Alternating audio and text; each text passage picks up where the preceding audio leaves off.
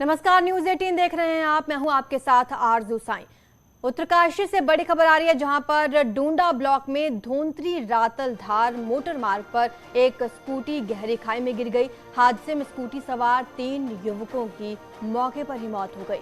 हादसे की सूचना मिलते ही राजस्व पुलिस और एसडीआरएफ घटनास्थल पर पहुंचे। दुर्घटना में मारे गए तीनों युवकों के शवों को पोस्टमार्टम के लिए भेज दिया गया है। हादसे में मारे गए तीनों युवक टिहरी जिले के मुखेम पोखरियाल गांव के बताए जा रहे हैं। तस्वीरें आपके सामने हैं। धोंतरी रातलधार के पास ये हादसा हुआ। टिहरी के मुखेम गांव के बताए जा रहे हैं तीनों ही युवक।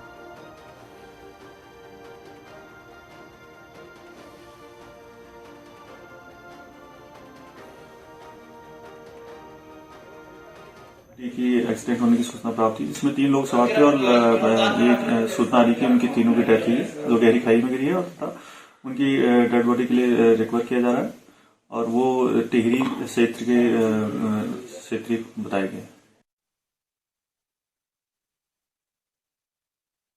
23 मार्च को शपथ लेने वाले पुष्कर सिंह धामी सरकार के 30 जून को 100 दिन पूरे हो जाएंगे। चंपावत चुनाव जीत चुके मुख्यमंत्री के लिए ये मौका खास होगा, क्योंकि ये जनता को अपनी बात बताने का मौका होगा और जनता का भरोसा बढ़ाने का मौका भी।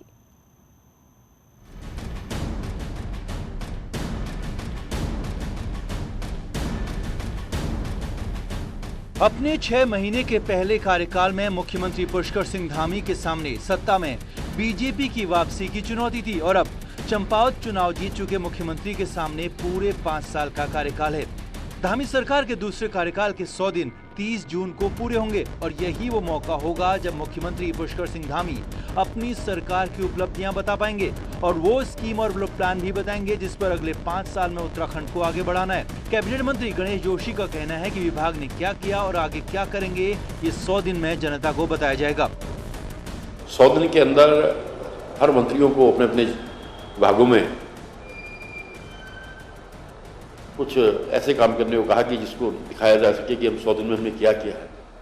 और भी कई योजनाएं हर मंत्री अपने विभाग में इस लक्ष्य को लेकर काम कर रहा है और 100 दिन पूरा होने पर माननीय मुख्यमंत्री द्वारा इन योजनाओं का जो है शुरुआत की जाएगी। पिछली सरकार में मुख्यमंत्री पुष्कर सिंह धामी को कुर्सी ऐसे वक्त पर मिली जब 2 मुख्यमंत्री बदले जा चुके थे, लेकिन 2022 में नई सरकार की कमान मुख्यमंत्री पुष्कर सिंह धामी अपने हाथ में थामने में कामयाब रहे और शायद यही वजह है कि यूनिफॉर्म सिविल कोड से लेकर फ्री गैस सिलेंडर का वादा पूरा करने में देर नहीं हुई। नहीं, देखिए बहुत अच्छा कार्यकाल रहा है। जो हमारे घोषणा पत्र की जो 2022 के चुनाव में पहले हमने घोषणा पत्र रिलीज़ किया, ऑलरेडी इन 3 महीनों में सरकार ने उस पर काम करना शुरू कर दिया। चाहे 3 गैस के सिलेंडर फ्री करने की बात हुई थी, उसका जियो हो गया, बजट में उस जियो का प्रावधान कर दिया गया। उसके बाद हमने जो आपका यूनिवर्सल सिविल कोड हम लाना चाह रहे थे, उस पर हमने पैरवी करके हमने कमेटी बना दी। तो जो हमने वादे किए थे, हमने 2 परिवार में पेंशन की बात आई थी तो हमने 2 लोगों की पेंशन कर दी। 2022 में बीजेपी को प्रचंड बहुमत मोदी धामी सरकार के काम और नाम पर मिला और अगली बड़ी चुनौती 2024 का लोकसभा चुनाव है। ऐसे में 100 दिन के मौके पर जहां सरकार की उपलब्धियां जनता को बताने की तैयारी हो रही है, वहीं 100 दिन के मौके पर मुख्यमंत्री पुष्कर सिंह धामी क्या कहेंगे, इसका भी इंतजार सभी को रहेगा। देहरादून से न्यूज 18 के लिए दीपांकर भट्ट की रिपोर्ट। उत्तरकाशी में भारी बारिश के बीच बीजेपी के प्रदेश अध्यक्ष मदन कौशिक जनसभा को संबोधित करने पहुंचे। प्रधानमंत्री मोदी सरकार के 8 साल पूरा होने पर देश भर में संगठन जनसभाओं के माध्यम से केंद्र सरकार की विकास योजनाओं को जन जन तक पहुंचाने का अभियान छेड़े हुए है। उसी क्रम में बीजेपी के प्रदेश अध्यक्ष ने जिला मुख्यालय में जनसभा को संबोधित किया और केंद्र सरकार के 8 सालों की उपलब्धियां गिनाई। इस दौरान मदन कौशिक ने कहा कि एक भी व्यक्ति इन जन कल्याणकारी योजनाओं से छूटना नहीं चाहिए। और निश्चित रूप से इन 8 वर्षों में हमने प्रत्येक क्षेत्र में बहुत उल्लेखनीय काम किए हैं। उन कामों को लेकर अंतिम छोर तक बैठे हुए व्यक्ति तक उनका लाभ मिले, ये भावना लेकर हमारा कार्यकर्ता काम कर रहा है। उत्तराखंड में अग्निपथ योजना को लेकर विरोध थमने का नाम नहीं ले रहा। देहरादून में आज एनएसयूआई कार्यकर्ताओं ने सड़क पर उतरकर योजना के विरोध में जमकर प्रदर्शन किया, पुतले भी फूंके। सेना की तैयारी कर रहे युवाओं का कहना है कि इस योजना से उन्हें काफी नुकसान हुआ है। सेना के लिए होने वाले एग्जाम को दोबारा करवाया जाए। कांग्रेस का कहना है कि वो प्रदर्शनकारियों के साथ है और उनकी लड़ाई को आगे बढ़ाएगी।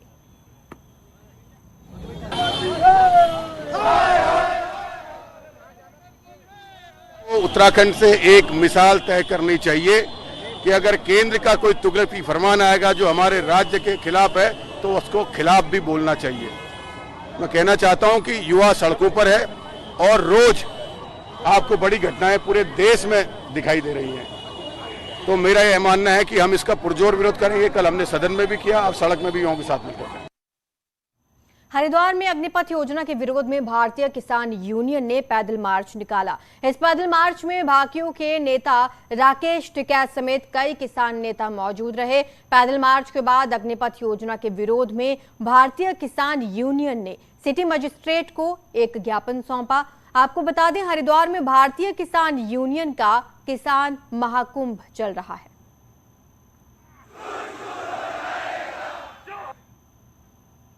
पिथौरागढ़ में भी लगातार अग्निपथ योजना का विरोध हो रहा है। लगातार 2 दिन जिला मुख्यालय में प्रदर्शन हुआ तो आज पिथौरागढ़ के बेरीनाग में हजारों युवा सड़क पर उतर गए और अग्निपथ योजना का पूरी तरह से विरोध किया। युवाओं का कहना है कि पहले तो पुराने फिजिकल मेडिकल पास युवाओं के लिए लिखित परीक्षा आयोजित की जाए और पहले की ही तरह सेना की भर्ती आयोजित की जाए। युवाओं का कहना है कि 4 साल की नौकरी के बाद वो कहीं के नहीं रहेंगे।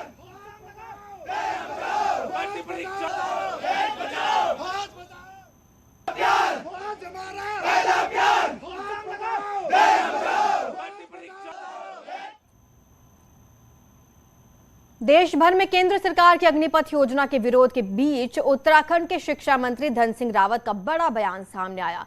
हरिद्वार पहुंचे शिक्षा मंत्री धन सिंह रावत ने कहा कि युवाओं को इस योजना के बारे में पढ़कर उसकी पूरी जानकारी हासिल करनी चाहिए।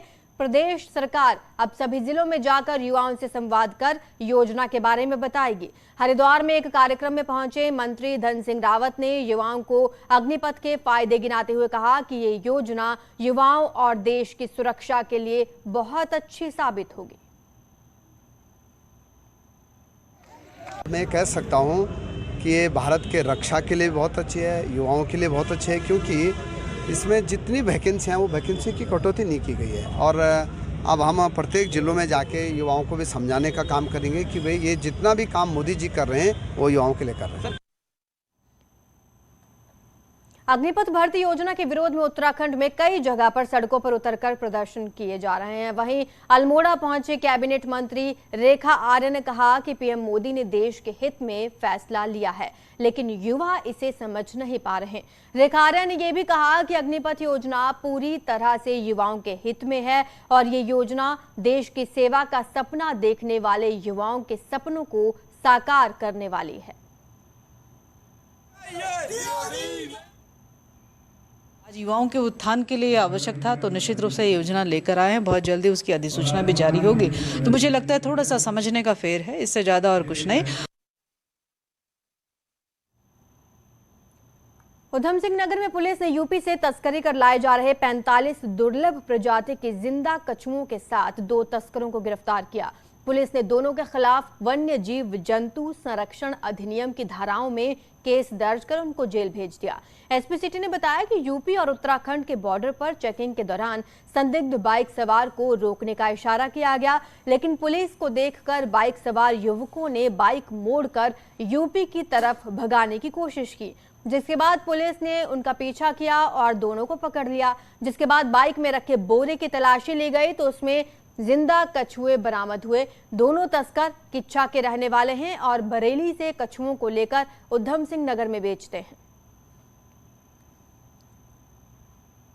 इसमें इंडियन फ्लैप शेल टर्टल प्रजाति के, जो कि एक प्रतिबंधित प्रजाति है, इसके कुछ टर्टल्स पकड़े गए हैं और इनके साथ 2 अभियुक्त की गिरफ्तारी हुई है, जिसमें एक मंतोष है और एक ज्योतिष है। इन दोनों के द्वारा इनको रामगंगा से इनको पकड़ा गया कांटा डाल के। रुद्रपुर में एसओजी ने नानक मत्ता थाना क्षेत्र से 2 साल से फरार चल रहे 10,000 रुपए के इनामी को गिरफ्तार किया। पकड़े गए बदमाश के कब्जे से तमंचा, 4 कारतूस, 3400 रुपए बरामद हुए हैं। पकड़ा गया बदमाश स्मैक तस्करी करता है। उस पर नानक मत्ता थाने में 6 केसेस दर्ज हैं। पुलिस ने अभियुक्त को कोर्ट में पेश कर जेल भेज दिया है। एसएसपी ने बताया कि पकड़ा गया बदमाश हरजिंदर उर्फ लाली अपने भाई के साथ मिलकर नशीले पदार्थों की तस्करी का गिरोह चलाता है। ये लोग बरेली से स्मैक लाकर कुमाऊं मंडल में सप्लाई करते हैं। इसका नाम है हरजिंदर उर्फ लाली उर्फ जस्सी पुत्र बग्गा सिंह निवासी ग्राम गिदौर थाना नानकमत्ता है। इसके ऊपर पूर्व में 6 मुकदमे पंजीकृत है, जिसमें एनडीपीएस का है, शराब की तस्करी का है और बलवा मारपीट 307 का भी है। जिसकी गिरफ्तारी हुआ है तो इसके कब्जे से एक तमंचा, 4 आदत जिंदा कारतूस मिला है 315 बोर का। अपहरण और रेप के मामले में फरार आरोपी को भीमताल से गिरफ्तार किया गया। 10,000 के इनामी करण भारती को एसटीएफ ने गिरफ्तार किया और खटीमा लेकर लाया गया। खटीमा में आरोपी पर केसेस दर्ज हैं।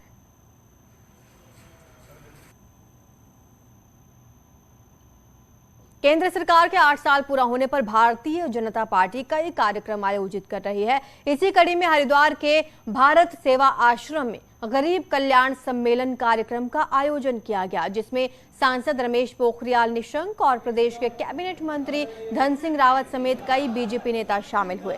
कार्यक्रम में मोदी सरकार के 8 साल की उपलब्धियां गिनाई गई। सांसद रमेश पोखरियाल निशंक ने कहा कि केंद्र की मोदी सरकार पिछले 8 सालों से गरीब के भले के लिए काम कर रही है। सरकार की अनेकों योजनाओं का लाभ देश के हर गरीब को मिल रहा है। तमाम योजनाएं हैं जिससे इस प्रदेश के गरीब जो अंतिम छोर में बैठे रहने वाला व्यक्ति था उसको भी लाभ मिला। मैं कह सकता हूं कि आज़ाद भारत में जितना काम हमारे प्रधानमंत्री जी ने गरीबों के लिए किया है आज तक के इतिहास में कभी नहीं हुआ है और पूरे गरीब लोग प्रधानमंत्री जी के साथ खड़े हैं। अल्मोड़ा में बीजेपी जिला कार्यकारिणी की बैठक हुई, जिसमें कैबिनेट मंत्री रेखा आर्या समेत जिले भर के पदाधिकारी मौजूद रहे। बैठक में केंद्र और राज्य सरकार की योजनाओं को जनता तक ले जाने के निर्देश दिए गए। इस दौरान कैबिनेट मंत्री ने कहा कि संगठन और सरकार में बेहतर तालमेल के लिए बैठकें की जा रही हैं। कार्य समितियों के माध्यम से कुछ हमारे प्रतिबद्ध जो हमारे संगठन के पदाधिकारी हैं वो प्रदेश वाले राष्ट्रीय स्तर पे जाते हैं और जो जिले वाले हैं वो प्रदेश स्तर पे जाते हैं। वहाँ की ऊर्जा लेकर जो है मंडलों तक उस ऊर्जा को पहुँचाने का काम करते हैं। सरकार किस प्रकार से काम कर रही है वह भी पक्ष रहता है। देहरादून में बीजेपी महानगर इकाई की 2 दिवसीय कार्य समिति आज खत्म हुई। उद्घाटन सत्र में महामंत्री कुलदीप कुमार ने पार्टी के आने वाले कार्यक्रमों के बारे में जानकारी दी। वहीं मेयर सुनील उनियाल की तरफ से राजनीतिक प्रस्ताव पेश किया गया, जिसका विधायक खजान दास, उमेश शर्मा काऊ, सविता कपूर और विनोद चमोली ने समर्थन किया। ध्वनि मत से इसे पारित किया गया। वहीं दूसरे सत्र में विधायकों ने सरकार की उपलब्धियों पर चर्चा की।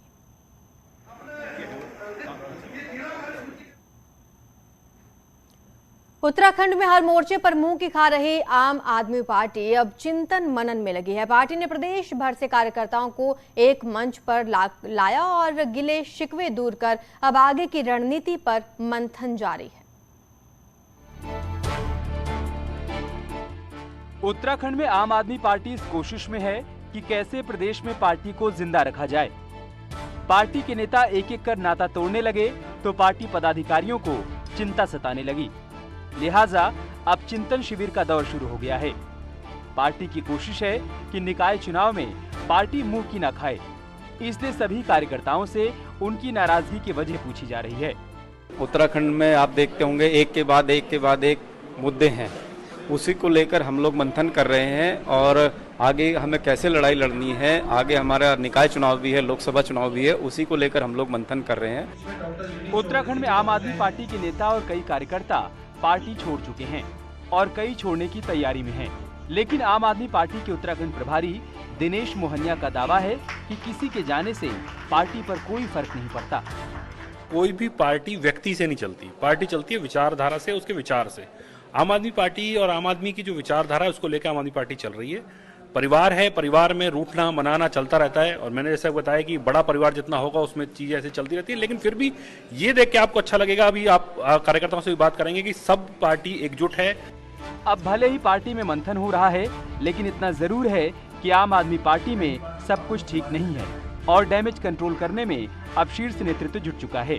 लेकिन सवाल इस बात का है कि क्या चिंतन शिविर से पार्टी की चिंता दूर हो पाएगी। न्यूज़ 18 के लिए देहरादून से भारती सकलानी उनियाल की रिपोर्ट। चारधाम यात्रा में इस बार श्रद्धालुओं का नया रिकॉर्ड बनता जा रहा है और पहले 1.5 महीने में ही करीब 23 लाख लोग चारों धामों के दर्शन कर चुके हैं। राज्य में अब तक 22,78,000 श्रद्धालुओं ने चारधाम यात्रा की है, जिनमें से बद्रीनाथ धाम के दर्शन किए हैं 7,61,000 श्रद्धालुओं ने। केदारनाथ धाम पहुंचे 7,50,000 श्रद्धालु। गंगोत्री में 3,84,000 तो यमुनोत्री में 2,94,000 श्रद्धालु पहुंचे। सिखों के पवित्र स्थल हेमकुंड साहिब में 88,000 श्रद्धालु पहुंचे हैं।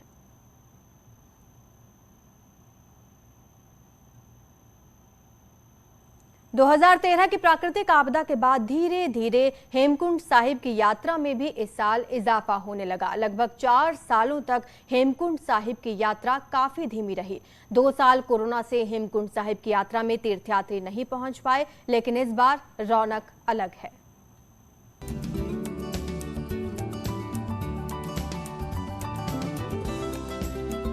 एक माह पहले शुरू हुई हेमकुंड साहिब यात्रा में अब तक 1,10,000 से ज्यादा श्रद्धालु पहुंच चुके हैं। 22 मई को हेमकुंड साहिब के कपाट खुले थे, तब से लेकर हेमकुंड साहिब मार्ग पर रौनक छाई हुई है और यात्रा चरम पर है। लेकिन इस साल जो सभी रिकॉर्ड हैं जो पिछले वो यात्रियों ने तोड़ दिए हैं और बिना किसी डर भय से यात्री श्री हेमकुंड साहिब जी के दर्शन करने आ रहा है। 22 मई से यात्रा शुरू हुई थी श्री हेमकुंड साहिब की और अब तक 1,10,000 के करीब यात्री श्री हेमकुंड साहिब जी के दर्शन स्नान करके जा चुके हैं। हेमकुंड साहिब आने वाले तीर्थयात्रियों में इस बार खौफ का माहौल भी नहीं है। हर कोई हेमकुंड साहिब आना चाहता है और पवित्र गुरुद्वारे में मत्था टेकना चाहता है। साथ ही सभी लोगों को हेमकुंड साहिब आने की अपील भी श्रद्धालु कर रहे हैं। मैं कल ही हेमकुंड साहिब के दर्शन करके आया हूँ। मेरे को ये कहना चाहूँगा ऊपर कोई दिक्कत परेशानी नहीं है, खुला मौसम है, ठंड अच्छी है। अपने बच्चों को लेके आओ, अपने परिवार को लेके आओ। सारी संगत के मैं निवेदन करता हूँ, वाहेगुरु जी का खालसा, वाहेगुरु जी की फतेह। जहां चारों धाम में 21 लाख तीर्थयात्री पहुंच चुके हैं, तो वहीं हेमकुंड साहिब में भी 1 लाख श्रद्धालु 1 माह के भीतर पहुंच चुके हैं, जो अपने आप में एक रिकॉर्ड है। ऐसे में इस बार चारों धाम सहित हेमकुंड साहिब में भी यात्रा का रिकॉर्ड टूटता हुआ दिखाई दे रहा है। न्यूज़ 18 के लिए जोशीमठ से नितिन सेमवाल की रिपोर्ट। पहाड़ों में मौसम बदलते ही सिखों के प्रसिद्ध धाम हेमकुंड साहिब में बर्फबारी से चारों तरफ बर्फ की सफेद चादर बिछ गई। वहीं हेमकुंड साहिब में अचानक तापमान में गिरावट आते ही कड़ाके की ठंड पड़नी शुरू हो गई है। हालांकि हेमकुंड साहिब में दोपहर के बाद श्रद्धालु वापस घांघरिया लौट जाते हैं, लेकिन सेवादारों को कड़ाके की ठंड के बीच दिक्कतों का सामना करना पड़ रहा है। बद्रीनाथ धाम में भी मौसम बदलते ही बारिश शुरू हो गई और नीलकंठ पर्वत और नर नारायण पर्वत की चोटियों पर बर्फबारी होने से बद्रीनाथ धाम में कड़ाके की ठंड पड़ रही है।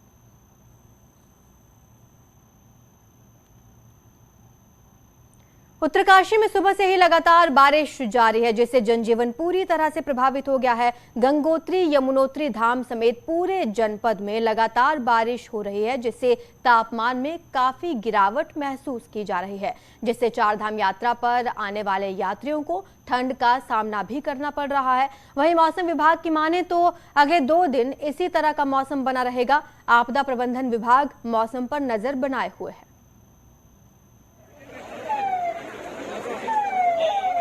कल भी बारिश होने के आसार व्यक्त किए गए हैं, तो जनपद के कई क्षेत्रों में वर्षा होने तथा राज्य में कई अन्य क्षेत्रों में भी भारी वर्षा की आशंका व्यक्त की गई। उसमें सारी लाइन डिपार्टमेंट्स और जो रोड संबंधी और अन्य विभाग हैं उनको सचेत किया गया है कि वो अपनी मशीनरी और मूवमेंट को तैयार हालत में रखें। उत्तरकाशी के बड़कोट नंदगांव में जंगली सुअरों के झुंड को देखकर ग्रामीण दहशत में हैं। जंगली सुअर फसलों को नुकसान पहुंचा रहे हैं। सुबह सुबह का एक वीडियो सामने आया जिसमें सुअरों का झुंड नजर आ रहा है। ग्रामीणों ने फसलों की सुरक्षा के लिए वन महकमे से सुअरों के झुंड को क्षेत्र से खदेड़ने की मांग की है। आपको बताते चलें कि आजकल अपर यमुना वन प्रभाग बड़कोट के नंदगांव क्षेत्र में जंगली सुअरों का आतंक बना हुआ है।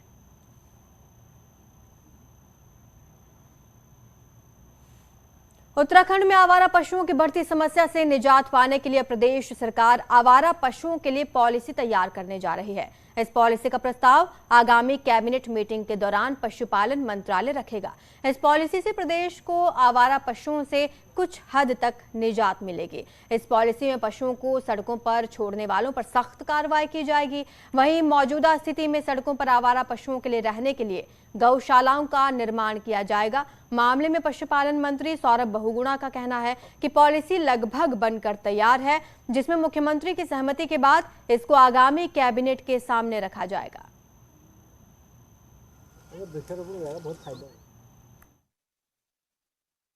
जो हमारे मेट्रो शहर हैं, जो हमारे गांव हैं, जो हमारे पर्वतीय क्षेत्र के गांव हैं, वहाँ पर आवारा पशुओं की बहुत बड़ी एक समस्या सामने आ रही है। एक्सीडेंट्स भी हो रहे हैं, उनका ध्यान भी नहीं रखा जा रहा है।